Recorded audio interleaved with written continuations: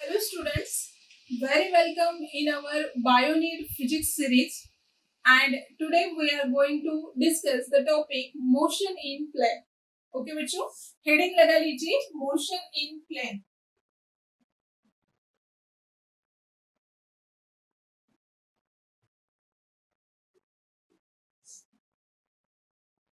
सो kinetics में हमने देखा है, काइनेटिक्स चैप्टर है और काइनेटिक्स यूनिट में दो चैप्टर इंक्लूड होते हैं, that is motion in straight line and motion in plane.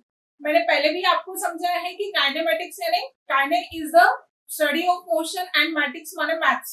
तो motion in plane, plane is nothing but the two dimension यानी मोशन इन टू डायमेंशन अभी आपको स्टडी करना है.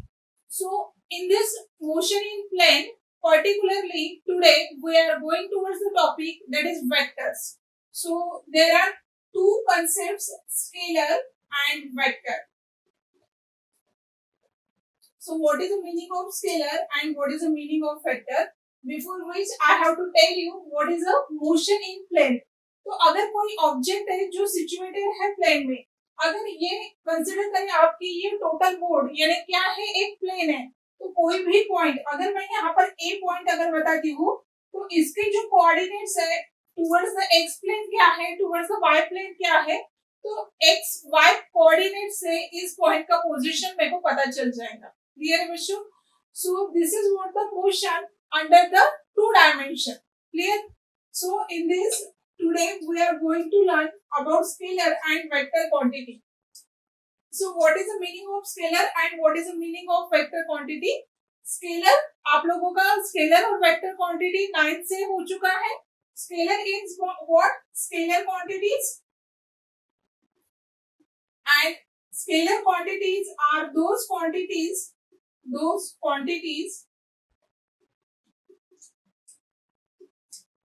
which can be specified by magnitude only. By magnitude only. That is nothing but the scalar quantities. For example, length, mass, time, speed, distance. These are the scalar quantity. देखिए बच्चों, अगर किसी ने आपको बोला कि 5 डिस्टेंस है, सो 5 सेंटीमीटर डिस्टेंस है, तो इसकी वैल्यू पुट अप कर दिए तो उससे काम बन जाएगा. तो उसके लिए आपको किसी डायरेक्शन की जरूरत नहीं होती है in case of scalar quantity. Okay, what about the vector quantity? Vector quantity में देखिए, vector quantity are those quantities which requires magnitude and direction both.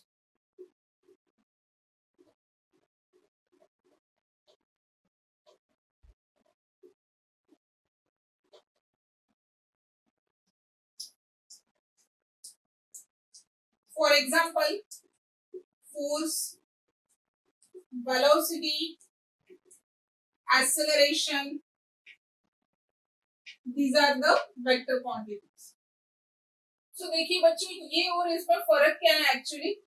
अब स्केलर और वेक्टर क्वांटिटी, जैसे कि मैंने अभी आपको बताया कि लेंथ है या आप कंसिडर कर रहे हो डिस्टेंस है, तो ये डिस्टेंस है. तो डिस्टेंस का वैल्यू अगर आपको गिवन है कि 5 सेंटीमीटर उसने चला है कि इस पेन का लेंथ जो है वो 5 सेंटीमीटर है, तो आपको पता चल जाएगा कि इसका लेंथ क्या है. डिस्टेंस मैं यहाँ से वहां तक अगर जा रही हूँ तो दैट इज 10 किलोमीटर है, तो आपको पता चल गया कि डिस्टेंस 10 किलोमीटर है. लेकिन अगर कोई आपसे पूछे कि कितना फोर्स अप्लाई किया, तो आपको क्या बताना पड़ेगा? फोर्स कितना अप्लाई किया? 10 न्यूटन अप्लाई किया. कौन सी डायरेक्शन से किया? अपवर्ड किया, डाउनवर्ड किया, लेफ्ट साइड से, राइट साइड से? सो अपवर्ड. यानी ये जब तक कि आप स्पेसिफाई नहीं करते हो तब तक कि ये फोर्स का स्पेसिफिकेशन नहीं बनता है. So that is what the vector quantity. Scalar और वेक्टर में क्या फर्क है? दोनों भी वैल्यूज है, तो बेस्ट एग्जांपल मैं ये दोनों समझाने के लिए आपको बताना चाहती हूँ कि आपको अगर सपोज 90% मार्क्स लाना है, ओके, तो 90% मार्क्स लाना है ये आपको पता है, लेकिन 90% मार्क्स लाने के लिए किस डायरेक्शन से जाना पड़ेगा, कौन सा स्टडी करना पड़ेगा, कौन सा वे फॉलो करना पड़ेगा, ये किसको पता नहीं, जिस स्केलर को पता नहीं है। क्लियर? और vector quantities are those quantities, इनको पता है 90% मार्क्स लाना है और किस मेथड से जाना है, कौन सी वे से जाना है, कौन सा मटेरियल फॉलो करना है, ये सब वे इसको पता रहेगा, इसकी डायरेक्शन उसको पता रहेगी। क्लियर है बच्चों?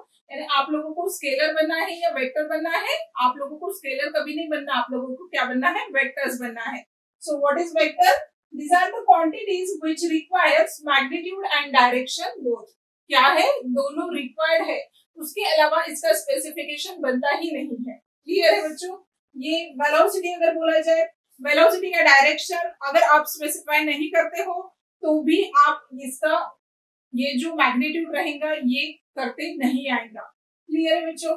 देखिए अगर वेलोसिटी है, वेलोसिटी है, सो वेलोसिटी अगर बोला मैंने कि 5 मीटर पर सेकेंड है, लेकिन इन विच डायरेक्शन, ईस्ट है, वेस्ट, ईस्ट है, नॉर्थ है, साउथ है, ये जब तक कि आप स्पेसिफाई नहीं करते हो तब तक कि उसका स्पेसिफिकेशन पूरा नहीं होता है।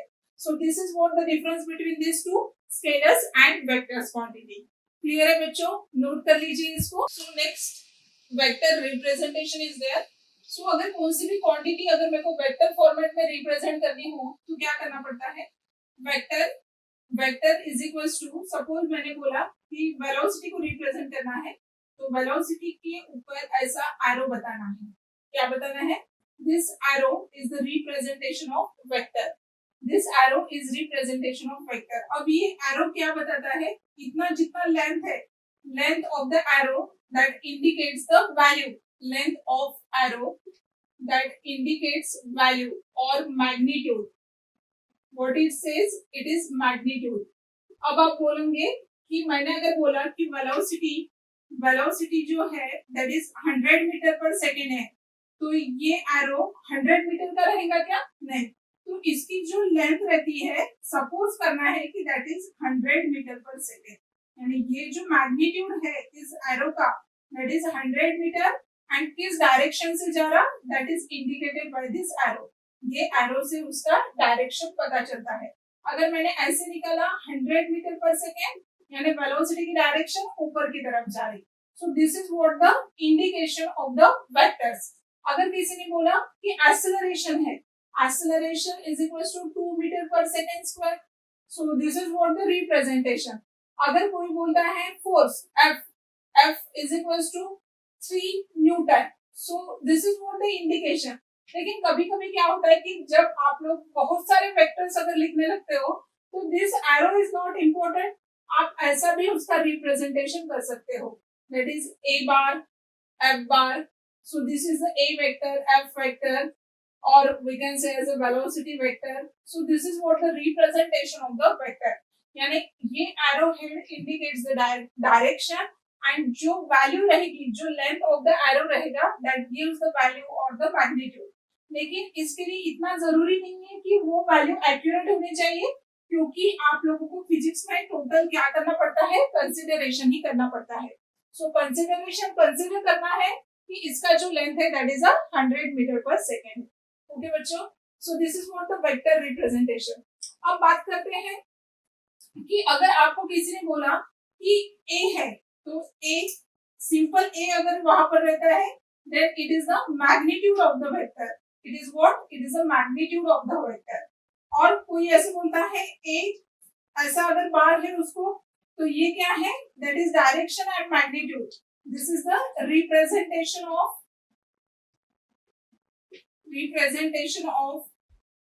magnitude and direction both, magnitude and direction both। अगर कोई ऐसे बोलता है mod of vector A, then it is the magnitude, ये भी क्या है? मैग्नीट्यूड ही है। कोई कोई किताबों में आपको ऐसे डार्कन ए रहेगा, टोटल डार्क किया हुआ ए मिलेगा, this is also the vector representation. So these are certain types of the representation of the vectors. So vector represent करते वक्त या तो आपको ऐसे फॉर्मेट में मिलेगा, ऐसे मिलेगा, या फिर ऐसे डार्क वाला मिलेगा। तो कौन सा भी फॉर्मेट अगर रहे तो भी आपको समझना है कि वेक्टर क्वांटिटीज कौन सी है और स्केलर क्वांटिटीज कौन सी है। और जब आप मैग्नीट्यूड लेते हो तो खाली उसका मैग्नीट्यूड ही कंसीडर करना है, उसका डायरेक्शन से कोई मतलब नहीं है। क्लियर है बच्चों? इतना नोट कर लीजिए।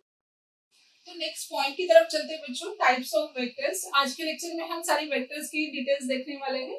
सो these are the 13 types of vector. पहला है equal vector, unequal vector, third parallel vector, fourth anti parallel vector, fifth collinear vector, sixth coplanar vector, 7 concurrent vector, 8 zero vector, 9 unit vector and 10 negative vector, 11 co-initial vector and 12 polar vectors and last is nothing but the axial vectors. So ये vectors क्या होते हैं और इसको किस प्रकार से classify किया हुआ है ये अभी हम आपको समझाते हैं। तो सबसे पहला टाइप लेते हैं, that is equal vector. So word ही बता देता है, इक्वल वेक्टर है यानी क्या कि अगर मैं बोलूं this is A vector and this is B vector, A vector and B vector. अब ये दोनों वेलोसिटी अगर रिप्रेजेंट करते हो, velocity is equals to 5 meter per second and it is also velocity is equals to 5 meter per second. अब same direction है और magnitude भी सेम है। इक्वल वेक्टर्स है क्या? the vectors which have same magnitude and same direction. If magnitude and directions are same magnitude and same direction, then we can say that the vectors are equal. Then we can say that the vectors are equal. तो ये vectors क्या हो जाएंगे? Equal हो जाएंगे। अगर मैं ऐसा निकालूं velocity is equal to 5 meter पर सेकेंड और ये अगर मैंने ऐसा निकाला velocity is equal to 5 meter पर सेकेंड, तो क्या होगा? इसका मैग्नीट्यूड तो सेम है, इसका मैग्नीट्यूड तो सेम है, लेकिन इसका डायरेक्शन चेंज हो गया। अगर डायरेक्शन चेंज होता है then these are not the equal vectors. Only in that case which have same magnitude and same direction, then we can say that the vectors are equal one. Clear है बच्चों?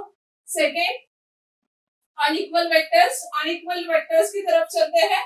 अगर ये वाले मैंने यहाँ पर बताया, अगर मैग्नीट्यूड या डायरेक्शन सेम नहीं है, या तो मैग्नीट्यूड सेम है डायरेक्शन सेम नहीं है, डायरेक्शन सेम है मैग्नीट्यूड सही नहीं है, या दोनों अगर डिफरेंट है, then they are known as a unequal vectors. That is, both are different magnitude and direction. Magnitude and direction are different. तो ये वाली जो केस रहेंगी, this is the example of unequal vectors. Next बोलते हैं हम parallel vectors. So parallel vectors are what? Parallel vectors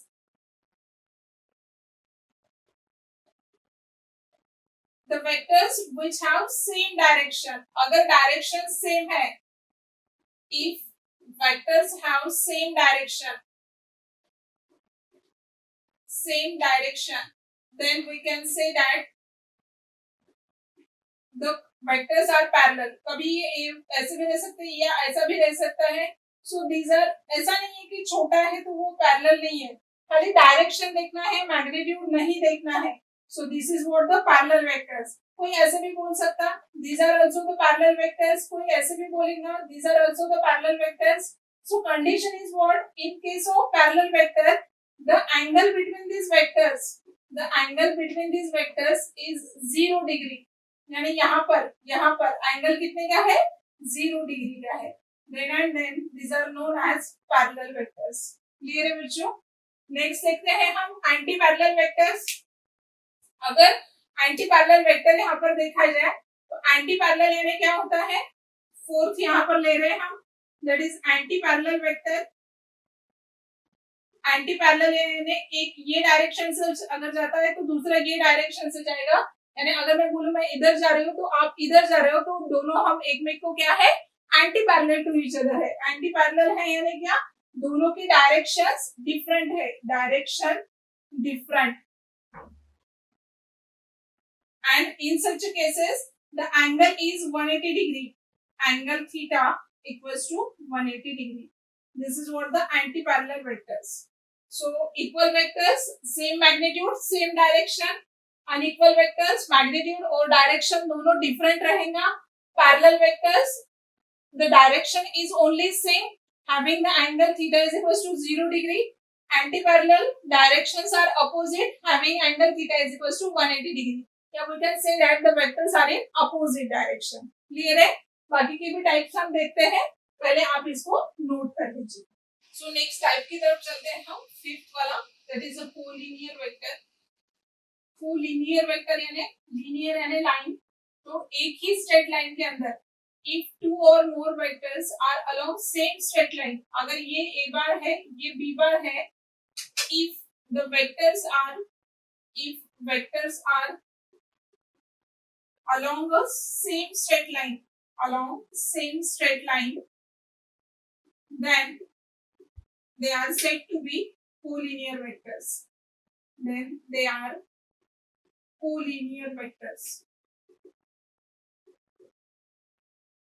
So ये हो गए कोलिनियर वेक्टर्स. और ऐसा नहीं है, दो से ज्यादा भी कोलिनियर वेक्टर्स हो सकते हैं, एक ही लाइन पर जो रहेंगे, that is nothing but the collinear vectors. Next है कोप्लेनर वेक्टर्स. अब कोप्लेनर वेक्टर यानी क्या होता, एक प्लेन में जब रहेंगे, यानी if the vectors are lies in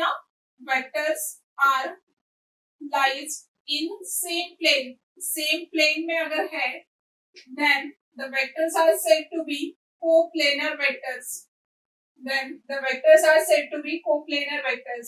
तो एग्जाम्पल के लिए मैं आपको बता दूं कि सपोज मेरे पास ये दो प्लेन है और ये दो प्लेन, ये वाला क्या है आपका एक प्लेन है, तो आप इसको ऐसे रखो या ऐसे रखो या ऐसे रखो, कैसे भी रखिए आप, तो ये क्या आ जाएंगे, एक प्लेन में आ जाते हैं. क्लियर है बच्चों?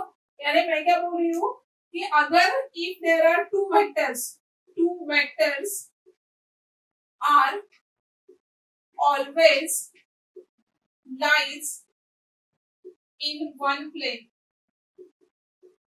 अगर ये दो वेक्टर हैं तो इसको आप कैसे भी रखेंगे, अगर आपने ऐसे भी रखा, ये मेरा हाथ पर रखा, तो this hand is nothing but the one plane. ऐसे रखा तो भी चलेगा या ऐसे रखा तो भी चलेगा, ये वाला प्लेन हो गया. अगर ऐसे रखा तो भी चलेगा, तो ये अदर प्लेन हो गया. यानी जो प्लेन की डायरेक्शन रहेंगी ये एक ही प्लेन में रहेंगी. लेकिन अब मोर देन टू मैं कंसीडर करती हूँ, यानी अगर इसको ये टू है और इधर से मैंने ऐसा थर्ड लगा दिया, तो मेरा हैंड यानी मेरा finger is suppose third vector, then ये तीनों वेक्टर एक प्लेन में आना मुश्किल है. यानी कभी कभार आ सकते हैं लेकिन हर टाइम पे नहीं आएंगे. So what is the main statement कि two vectors are always lies in a same plane. Two vectors are always lying in a same plane. That means the vector which are lies in a plane, that is a coplanar vector. और अगर दो ही vector है तो वो हमेशा एक ही plane में रहते हैं. अगर दो से ज्यादा है तो कंडीशन चेक करना पड़ता है. 3 है, 4 है, 3 भी रह सकते, 4 भी रह सकते और नहीं भी रह सकते, तो वो डिपेंड करता है कंडीशन पर. लेकिन दो अगर वेक्टर है तो वो हमेशा एक ही प्लेन में रहेंगे. नेक्स्ट देखते हैं हम, that is a concurrent vectors. So heading दीजिएगा concurrent vectors. So what is the meaning of concurrent vectors? So concurrent, this is the concept or which is used for the forces. ये normally forces के लिए use किया जाता है. Suppose ये point है तो ये वाले पॉइंट को एक तरफ खींचने का काम एक फोर्स करता है, दूसरी तरफ खींचने का काम दूसरा फोर्स करेगा, तीसरी तरफ खींचने का काम तीसरा फोर्स करता है. If the forces act on a same point, if the force is act on a same point,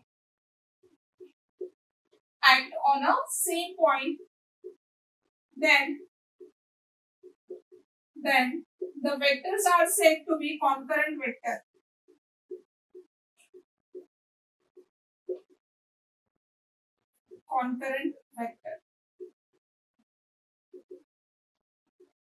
So this is what the definition. तो अभी हमने क्या क्या देखा, कोलिनियर, एक स्ट्रेट लाइन में नंबर ऑफ वेक्टर्स है तो उसको बोलेंगे कोलिनियर. नेक्स्ट कोप्लेनर, कोप्लेनर यानी एक ही प्लेन में अगर वेक्टर्स है then these are the coplanar vector. Concurrent forces यानी एक ही पॉइंट के ऊपर जो नंबर ऑफ फोर्सेस अगर एक्ट होते हैं, नंबर ऑफ वेक्टर्स अगर एक्ट होते हैं then these are the concurrent vector and this concept is normally used only for the forces. और आगे के वेक्टर्स हम देखते हैं, पहले आप इसको नोट कर लीजिए। नेक्स्ट वेक्टर की तरफ चलते हैं बच्चों, that is zero vector. So heading लगा लीजिएगा zero vector. So what is the meaning of zero vector? Word indicate करता है जीरो, यानी the vector having magnitude zero. अगर किसी वेक्टर का मैग्नीट्यूड अगर जीरो है then it is known as a zero vector. तो ये जीरो वेक्टर जो रहेगा, यानी कैसे आप बोल सकते हो कि अगर मैंने बोला कि vector has, suppose the displacement vector has zero value, the displacement vector has zero value. Zero value है यानी उसकी कुछ वैल्यू नहीं है, ऐसे है क्या? नहीं, डिस्प्लेस तो हुआ है लेकिन ओरिजिनल पोजीशन पर वापस आ गया है, that is nothing but the zero vector. लेकिन उसका मैग्नीट्यूड क्या आएगा? जीरो आएगा। इस केस में मैग्नीट्यूड जीरो रहता है लेकिन direction of the vector is arbitrary one. Arbitrary यानी कौन से भी डायरेक्शन से ये मूव हो सकता है, that is arbitrary one. So this is what the zero vector. Next is a unit vector. Unit vector is one of the important and most important in our physics. That is unit vector having magnitude or having value 1. और ये vector हमेशा direction show करेगा, direction show करता है, shows the direction. यानी अगर मैं बोलूं आपको कि वेलोसिटी है, velocity is having the magnitude 1, that is unit vector, इसको ऐसे रिप्रेजेंटेशन ऐसे कैप से किया जाता है, v cap, a cap, b cap. So this is what the indication of the unit vector having magnitude 1। अगर ये ऐसा बोला जाता है तो ये इसका डायरेक्शन a, इसका डायरेक्शन b, यानी किस डायरेक्शन से जाता है that is shown by the unit vector. आप बोलते हो, आप फिजिक्स में मैंने अभी पहले वाले लेसन में आपको समझाया, that is motion in straight line में समझाया, along to X axis, Y axis, Z axis अगर है, एक्स एक्सिस के अलोंग आई, वाई एक्सिस के अलोंग जे और जेड एक्सिस के along K, these are also the unit vectors having the value and magnitude that is 1। Clear है बच्चों? Next is negative vector. So what is the meaning of negative vector? Negative vector यानी to vectors are opposite to each other. Opposite है यानी क्या? एक vector अगर ऐसा जा रहा है तो दूसरा ऐसा जाता है, दैट मीन्स ये अगर a है तो दूसरा b है, तो a vector is equals to minus of b vector. So this is a representation of negative vector. Negative sign है, दैट्स व्हाई नेगेटिव वेक्टर बोला हुआ है। And this negative vectors are anti parallel vector. जो मैंने पहले भी definition आपको समझाया है कि एंटी पैरेलल यानी क्या, कि दोनों में एंगल कितने का रहेगा? एंगल जो रहता है दैट इज 180 डिग्री का एंगल रहता है। दैट मीन्स ये दोनों कैसे रहेंगे? Anti parallel to each other रहेंगे। These are the negative vectors. Then next is the co-initial vectors. So what is co-initial? जैसे कि वर्डिंग्स है उसके, वैसे ही वो वेक्टर्स के नाम दिए हुए हैं। co-initial, co यानी सेम and initial यानी starting point. So if the vectors have same initial point, if the vectors have same initial point,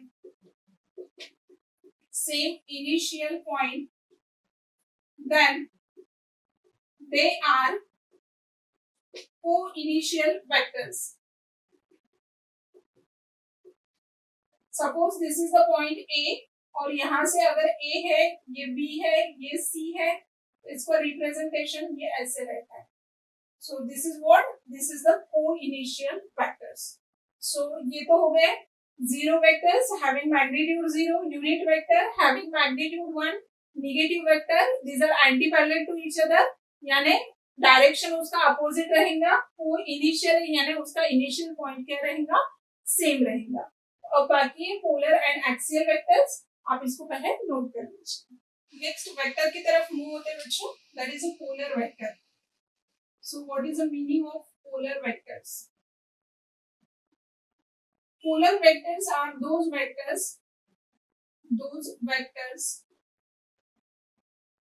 whose direction is along the direction of motion of the body, along the direction of motion of body.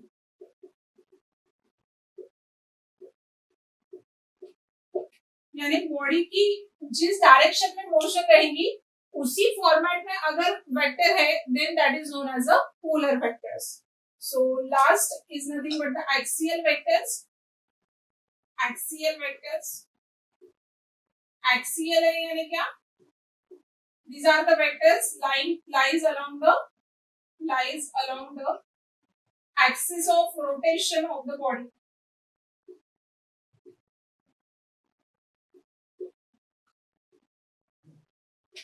These are the vectors which are lies along the axis of rotation of the body. यानी अगर axial rotation है यानी rotational body में अगर आप consider करते हो कि एक्सियल वाला जो रहता है, सपोज फैन है, फैन में एक रॉड रहता है तो वो क्या होता है, rod centre rod that is nothing but the axis. वैसे ही सेम सिचुएशन आप फिजिक्स में कंसीडर करो यहाँ पर कि वो जो रॉड है उसके अलग कोई वेक्टर है then that is known as a axial vector. So these are the different types of the vectors. ऐसे 13 टाइप्स है और जो मैंने आपको एक्सप्लेन किए हुए हैं. और नॉर्मली यहाँ पर जो भी आपको एग्जाम्पल रहेंगे generally unit vector, zero vector, parallel and anti parallel vectors पर पूछे जाते हैं. तो इसके मीनिंग आप समझ लेना है, बाकी आपके सिलेबस में गिवन है तो हमने लिया हुआ है. और एक और बात की वेक्टर्स अगर है तो ये अगर वेक्टर है then this A vector is suppose then this is known as a head of the vector. This is the head of the vector and this is what? This is the tail of the vector. This is tail of the vector. तो ये head और tell मैंने आपको समझाया है. इस पर आगे हेड टेल मेथड है जो एडिशन और सब्सट्रैक्शन ऑफ द वेक्टर के लिए काम आएंगी. तो इसको आपने रिप्रेजेंटेशन में समझ लेना है कि एरो अगर आता है तो हेड बोलना और पॉइंट अगर आता है तो उसको टेल बोलना है. नोट कर लीजिए बच्चों इसको. सो चलते हैं बच्चों नेक्स्ट टॉपिक की ओर और that is parallel shift of vectors. तो पहले ये पॉइंट आप समझ लीजिए, बाद में हम एंगल्स की तरफ चलेंगे. So parallel shift of vectors यानी ये अगर एक वेक्टर है ए और मुझे अगर किसी डायग्राम की अरेंजमेंट करनी हो तो मैं इसको सेम डायरेक्शन में इधर भी लिख सकती हूँ, ये भी मैं यहाँ पर उसको शिफ्ट कर सकती हूँ, तो भी आंसर में कोई फर्क पड़ने वाला नहीं है. यानी एक ही प्लेन के अंदर मैं उसको पैरेलली शिफ्ट कर सकती हूँ. या आप कभी ऐसा निकालो तो मैं इसको ऐसे नीचे की तरफ ऐसा भी उसको शिफ्ट कर सकती हूँ. So this is the B vector then this is also the B vector. So representation can be made remains same if the two vectors are shifted parallelly. यानी ये अगर है तो मैंने इसका रिप्रेजेंटेटिव ऐसे निकाला तो कोई प्रॉब्लम नहीं जाएगा, ये अगर है ऐसे निकाला तो भी कोई प्रॉब्लम नहीं जाएगा. अगर है डायरेक्शन ये ऐसी है, ये वाला ए है वेक्टर, तो मैंने इसको अगर ऐसे यहाँ पर निकाला तो भी कोई प्रॉब्लम नहीं जाता है. So this is the parallel shifting of the vectors. यानी अगर जो डायरेक्शन में आपको वेक्टर गिवन है और उसी डायरेक्शन में आप दूसरी जगह पर उसको निकालते हो लेकिन सेम प्लेन के अंदर, कंडीशन क्या रिक्वायर्ड है कि प्लेन सेम होना चाहिए, then the shift is known as a parallel shifting. Clear है बच्चों? इसको बोला जाता है parallel shifting. Okay. So next अगर आपका टॉपिक है that is angle between the two vectors. ये पैरेलल शिफ्टिंग किसके लिए जरूरी है? इस एंगल को फाइंड करने के लिए. तो कैसे निकालना है ये अभी हम आपको समझाते हैं. तो इसके पहले मैंने आपको समझाया कि हेड और टेल क्या होता है. अगर रहता है then this is the head of the vector and this is the tail of the vector.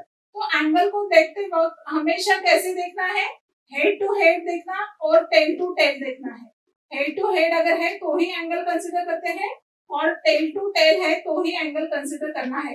Head और टेल में एंगल जो रहता है दैट इज एक्चुअल एंगल नहीं होता है. तो अब यहाँ पर आप ऑब्जर्व करिए, this is what? This is the tail और ये भी क्या है? टेल है. तो टेल टू टेल एंगल है, that means the angle is 90 degree. ये आंसर सही है. दो वेक्टर्स ए और बी, इन दोनों के बीच में एंगल कितने का है? यहाँ पर 90 डिग्री. क्लियर है? यानी यहाँ पर इसका हेड ये है, इसका हेड ये है, तो हेड तो नहीं जुड़ सकता लेकिन टेल जोड़ा हुआ है, that's why angle is 90 degree सही है. क्लियर। अब यहाँ पर देखिए ये वेक्टर, ये वाला वेक्टर ए है, इसका हेड और बी वेक्टर इसका क्या जुड़ा हुआ है, इन्होंने टेल जोड़ा हुआ है और यहाँ पर 120 बोला हुआ है। So this is not the real angle, ये रियल एंगल नहीं होता है। मैंने क्या बोला, एंगल हमेशा कैसे काउंट करना, हेड टू हेड या टेल टू टेल। तो अब इसको कैसे निकालते हैं, इसको ऐसा थोड़ा सा ऊपर ऐसे शिफ्ट करिए, ऐसे ऐसे करके ऊपर मैंने ऐसा शिफ्ट किया। सो this is what the parallel shifting. तो ये क्या आ गया यहाँ पर, अभी ये वाले वेक्टर का क्या आ गया, टेल आ गया। सो ये टेल और ये टेल, ये दोनों के बीच में ये वाला एंगल ये 120 है। तो ये सीधा लाइन 180 का होता है टोटल, 180 120 और 180, यानी 180 minus of 120, because straight line में एंगल कितने का होता है 180 का, तो ये 120 यानी बचा हुआ कितना है 60। सो दिस इज व्हाट 60। मैंने क्या किया, टेल को टेल के साथ जोड़ा हुआ है। अगर आप ये साइड में नहीं करना चाहते तो आपको ऐसा डायग्राम गिवन है, बराबर है, ये 120 का। अगर आपको ये टेल टू टेल नहीं जोड़ना है तो आप इसको भी ऐसे आगे कर सकते हो, यानी ऐसे आगे कर सकते हो, यानी क्या, ये सेम डायरेक्शन, ये वाली सेम डायरेक्शन, तो ये ऐसे भी हो सकता है। ये 120 का है तो ये रिमेनिंग कितना वाला है 60 डिग्री का। तो ये क्या हो गया हेड टू हेड के बीच में, और ये क्या हो गया टेल टू टेल के बीच में। आप हेड टू हेड निकालो या टेल टू टेल निकालो, आंसर वाज रिमेन्स सेम, लेकिन हेड टू हेड आना चाहिए और टेल टू टेल आना चाहिए। आप कैसे भी उसको निकाल सकते हो बच्चों। नेक्स्ट, अब देखिए यहाँ पर ये भी हेड है और ये भी हेड है। So actual angle is remain 60 degree. So answer given जो है वो सही है। अब देखिए यहाँ पर ये वाला आपको हेड गिवन है ए वेक्टर एंड बी वेक्टर का क्या है टेल है, तो this is what, this is wrong. Angle जो है वो हेड टू टेल गिवन है, तो आप लोग क्या करेंगे, इसको ऐसे डॉट डॉट करके इसको शिफ्ट करवा लेंगे। सो ये कितने का होता है टोटल 180 का, तो ये कितना बाकी रहा, दैट इज बाकी एंगल कितने का रहा, ये 180 रहता है। So it is equal to 30 degree. अगर ऐसे नहीं करना है, यानी ए और बी वेक्टर के अंदर एंगल कितने का है, इसके अंदर एंगल कितना है 30 डिग्री। अगर ऐसे नहीं करना है, ये आपको 150 गिवन है, अगर ये नहीं गिवन, ये अगर आपको ऐसे भी आप शिफ्ट कर सकते हो, तो ये टोटल 180 का होता है। So this is what the 30 degree. ऐसे भी आप कर सकते हो, because this is tail to tail, यहाँ पर मैंने हेड टू हेड ज्वाइन किया हुआ है, दैट्स व्हाई आंसर ऐसे है। क्लियर है बच्चों, हमेशा ऑब्जेक्ट में हेड टू हेड जाना और टेल टू टेल जाना है। क्लियर। तो अब ये जो रहेगा यही, इसका ही कंसर्न लेके हम आगे के न्यूमेरिकल सॉल्व करने वाले हैं। आप लोग पहले इसके समझ लीजिए। क्लियर। तो नेक्स्ट न्यूमेरिकल की तरफ चलते हैं। ये दो वेक्टर्स आपको गिवन है, ये दो वेक्टर्स ए वेक्टर और ये जो डायग्राम गिवन है ये गिवन है। देन पूछा हुआ है find the angle between A and B, B and C and D and A and B. तो देखिए बच्चों, ये ए है और ये आपको डायग्राम गिवन है। जब पैरेलल शिफ्टिंग का मेथड आता है तो पैरेलल शिफ्टिंग में क्या बोला जाता है कि मैं इसको इधर शिफ्ट कर सकती हूँ, तो डायग्राम हम रिकरेक्ट करके ऐसा निकाल सकते हैं। ये आपको गिवन डायग्राम है 60, ये 30, ये बी गिवन है। तो इसको मैंने ए बार को इधर शिफ्ट कर दिया। सो ए बार इधर आ गया, ये बी बार, ये सी बार और ये डी बार। क्लियर। तो अब ये जो एंगल है ये कितने का है, आपको यहाँ पर 90 डिग्री का गिवन है, तो ये होगा 90 डिग्री। तो ए और बी में एंगल क्लियरली, अब यहाँ पर आपको एंगल समझ में नहीं आ रहा था क्योंकि ए साइड में लिखा हुआ था, तो इसको पैरेलल शिफ्टिंग से हम इक्वल कर सकते हैं। तो ए एंड बी में एंगल कितने का आ गया 90 डिग्री का। बी और सी में देखो, अब ये टोटल 180 का होता है, तो 60 एंड 30 दिस इज 90, तो ये वाला कितना बचा, ये भी 90 का होगा। तो बी और सी में एंगल कितने का हो गया, what is, where is B, ये ऊपर का बी और ये सी। सो बी और सी में 90 प्लस 30 दैट इज 120। सी और डी में कितने का एंगल है 90 का। ए एंड डी में एंगल कितने का है, this A and this is D, 90 plus 30 that is 120। तो आप इजीली मेथड से पैरेलल शिफ्टिंग वे से कौन से भी एंगल इसके फाइंड आउट कर सकते हो। क्लियर है, इसको नोट करना है, लेकिन पैरेलल शिफ्ट करते समय डायरेक्शन एक ही होना चाहिए, प्लेन सेम रहना चाहिए। ओके, इसको नोट कर लीजिए आगे की तरफ।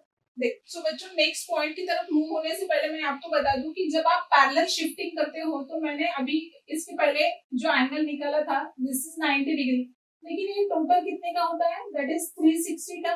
टोटल जो रहता है 360 का, इसमें से 90 अगर माइनस कर देते हैं ये 270 आता है।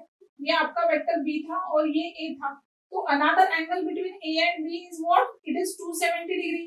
लेकिन the theta in parallel shifting method, theta should be lies between 0 and 180. ये important condition है। इसका आंसर ये भी आ सकता था, आप ये भी मेथड से उसको सोच सकते थे, लेकिन ये ऐसे नहीं कैलकुलेट करना है क्योंकि थीटा 0 और 180 में ही रहना चाहिए। क्लियर है बच्चों, ये कंडीशन हमेशा ध्यान में रखना है in parallel shifting method. Okay, so अब चलते हैं नेक्स्ट कंसेप्ट की ओर, that is addition and subtraction of the vectors और हेल्टेल मेथड। तो अब क्या करते हैं, एक एग्जांपल के थ्रू मैं आपको इसको समझाती हूँ कि सपोज एक आपका फ्रेंड है जो ईस्ट की तरफ गया सपोज 4 मीटर, देन उसने टर्न लिया, वो गया नॉर्थ की तरफ गया सपोज 4 मीटर।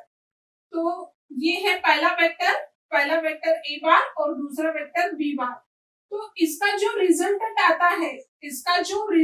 आता है वो कैसे आएगा, this is the starting point and this is the end point.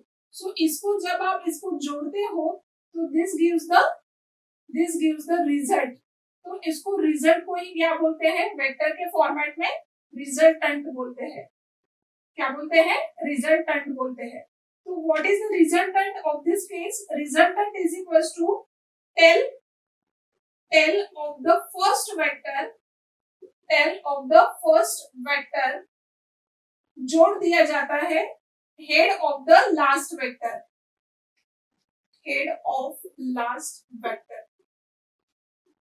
देखिए मैं आपको समझाती हूँ कि पहले ये 4 मीटर गया, बाद में ये अनदर 4 मीटर गया, लेकिन एक्चुअल डिस्टेंस उसने कितना कवर किया है, यहां से यहां तक, यानी सपोज ये P है ये Q है, तो PQ डिस्टेंस उसने कवर किया है।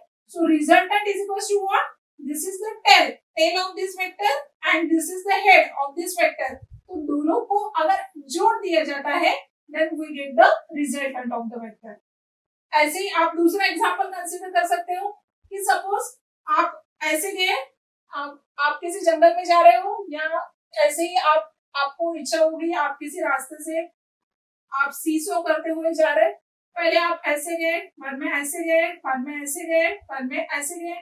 तो ये आपका पहला था, ये आपका दूसरा टर्न था, ये तीसरा था और ये चौथा था। लेकिन अब मैंने आपको पूछा कि आप इनिशियल से कहाँ हो। सो what is this, tail of the first vector, this is the A position, B, C, D and E. So what is this, the actual position is what, A to E. This is the resultant, यानी tail of the first vector को जोड़ दिया मैंने last vector के साथ। So this is what the method of head-tail to solve the addition and subtraction. तो इसको example के थ्रू अब समझाती हूँ मैं। देखिए अब एक आप यहाँ से गए, एक टेकड़ी पर आपको चढ़ना है, तो यहाँ से गए सपोज 4 मीटर गए, फिर एक टर्न आया, आप 3 मीटर डाउन गए, फिर एक टर्न आया, आप 4 मीटर राइट साइड गए, फिर एक टर्न आया, आप वापिस 3 मीटर डाउन गए। तो अब मैंने आपको पूछा कि आप कितने गए। ओके, सो आपको क्या लेना पड़ेगा, ये वाला डिस्टेंस फाइंड आउट करना पड़ेगा। So this is A, B, C, D and E. तो इसको इक्विवेलेंट डायग्राम बना देते हैं। ये 4 है और यहाँ से ये 4 है, यानी टोटल कितना हो गया, ये 4 + 4 हॉरिजॉन्टल शिफ्ट 8 मीटर का हो गया। तो जब आप इसका इक्विवेलेंट निकाल रहे हो बच्चों, तो देखिए ये A से B तक कितना गया है, 4 मीटर गया हुआ है, B से C तक 3 मीटर, C से D तक 4 मीटर, D से E तक 3 मीटर। तो आपको इक्विवेलेंट कहां से कहां तक निकालना है, tail of the first vector to the head of last vector. So tail of the first vector यहां से to the tail of the last vector यहां तक। तो ये कितना हो गया, ये 4 और ये 4, टोटल कितना 8, ये 3 और ये 3, टोटल कितना हो गया 6। सो इसको आप पाइथागोरस थ्योरम लगा सकते हो, दैट इज ये A point, this is E point, so A का square is equal to 8 square plus 6 का स्क्वायर। तो 8 का स्क्वायर कितना होता है बच्चों, दैट इज 64 एंड 6 का होता है 36। तो दोनों को कर देते हैं ऐड, दैट इज 100। 100 का अगर स्क्वायर रूट लेते हैं हम तो आ जाता है √100, दैट इज इक्वल टू 10। सो इसका जब आप रिप्रेजेंटेशन करोगे तो वेक्टर ए ई या displacement from A to E is equal to 10 units और 10 मीटर ऐसे भी बोला जाता है। So this is what the head tail method, यानी हेड टेल में क्या देखा जाता है, लास्ट वाले इसका हेड और फर्स्ट वाले इसका टेल, जहां पर स्टार्ट होता है और ये जहां पर एंड होता है, इन दोनों को जोड़ देना है और जो रिजल्टेंट आएगा उसका एडिशन करना है। This is the addition of the two vectors. लेकिन ये एडिशन और ये पाइथागोरस थ्योरम आप कब लगा सकते हो, जब यहाँ पर कोई राइट एंगल ट्राइंगल आता है।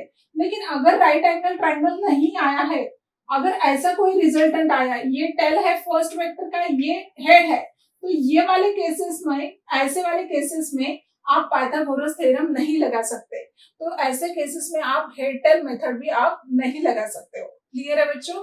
So this is what the addition and subtraction of the vectors. Subtraction के भी हम एग्जांपल देखने वाले हैं, लेकिन उसके पहले एक लॉ समझना जरूरी है कि the two vectors are commutative.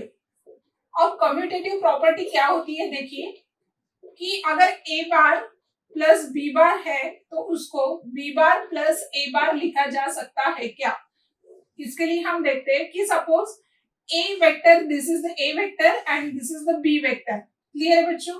अब मैंने इसको a लिखाया और इसको b लिखाया, तो what is the resultant of this two, this is the resultant. ये दोनों का रिजल्टेंट क्या है, ये वाला है, दिस इज रिजल्टेंट। क्लियर है? अब इसी को with the parallel shifting theorem, अब ये b प्लस ए हम लिख सकते हैं क्या, ये देखना है। पैरेलल शिफ्टिंग थ्योरम से मैं यहाँ पर क्या कर देती हूँ, यहाँ पर, सो दिस इज व्हाट मैंने ये डॉटेड लाइन से बताया हुआ है, this is b bar and this is a bar, this is what parallel shifting theorem. तो अब देखिए टेल को टेल से जोड़ा हुआ है, सही है, और हेड को हेड से जोड़ा हुआ है, सही है, यानी मैंने जो पैरेलल शिफ्ट किया हुआ है वो भी सही है। So this is what, this is b and this is a।